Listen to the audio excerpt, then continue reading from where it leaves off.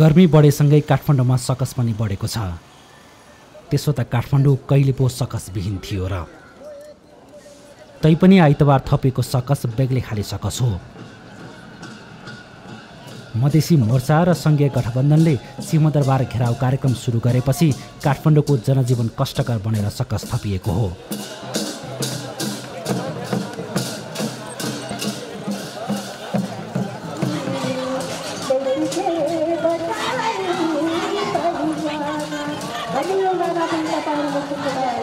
जेठ 2 गतेबाट सुरु भएको सिंहदरबार घेराउले काठमाडौँको यातायात प्रणालीलाई तहस नहस पारेको छ।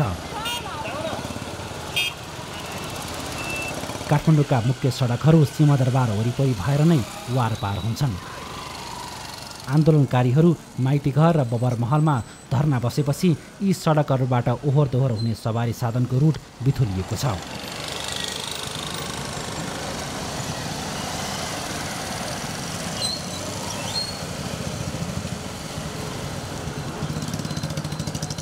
एउटा गन्तव्यका लागि चढ्ने यात्रुहरू अर्कै गन्तव्यमा पुगेर अलपत्रमा परेका छन्। कोही चाहिँ बिचैमा गाडी छोडेर पैदल हिँड्नुपर्ने अवस्थामा पुगेका छन्। लामो नाकाबन्दीपछि पनि सरकारसँग कुरा नमिलेपछि आन्दोलनकारी पक्षले सिंहदरबार घेराउ कार्यक्रम ल्याएको हो।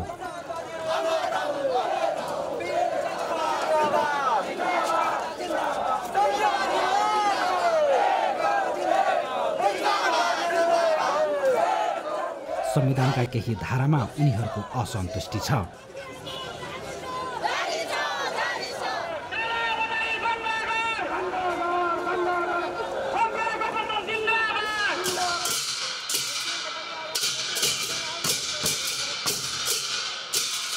सुरक्षा निकाय र प्रदर्शनकारीको नजरमा धरनाहरू शान्तिपूर्ण रहे पनि सहरवासी भने सकसमै रहे।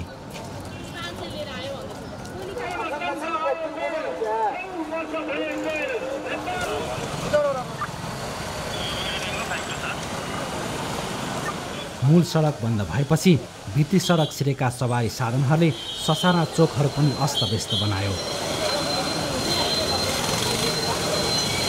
आन्दोलनकारीहरूले सोमबार पनि सिंहदरबार घेरे। आइतबारको तनाव सोमबार पनि दोहोरिएको छ।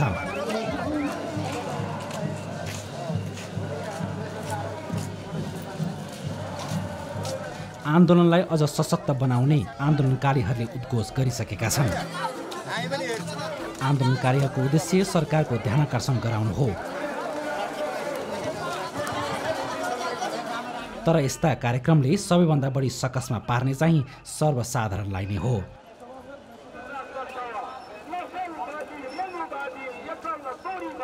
सरकार अनि आन्दोलनरत गठबन्धनलाई प्रश्न, आखिर यस्तो सकस कहिलेसम्म?